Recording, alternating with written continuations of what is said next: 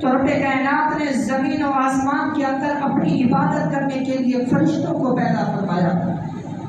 اب فرشتہ تو پیدا ہو گئے، زمین کے اندر بھی فرشتے رہتے ہیں، آسمان کے اندر بھی فرشتے ہیں، اور جو آسمان کے اندر فرشتے رہتے ہیں تو رب کائنات نے ان کے لیے ایک مخصوص گھر بنایا تھا جس کو بیت المعمور کہتے ہیں۔ رب کائنات کے فرشتے بیت المعمور کے اندر رب کی عبادت کرتے تھے، اس کا طواف بھی کرتے تھے۔ جب زمین کے فرشتوں نے دیکھا کہ بیت المعمور فرشتوں کا طواف بھی اس کا کرتے ہیں اور بیت المعمور کے اندر آسمان کے رہنے والے فرشتے رب کی عبادت بھی اسی گھر کے اندر کرتے ہیں،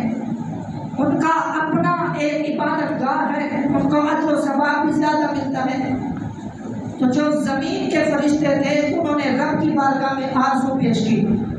دعا مانگی کہ اے مالک آسمان کے رہنے والے فرشتوں کو تو نے اپنا گھر عطا فرمایا،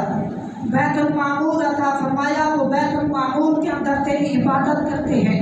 بیت المعمور کے ارد گرد طواف کرتے ہیں، اس گھر کے اندر عبادت کرتے ہیں، مالک ہمیں بھی کوئی گھر عطا فرما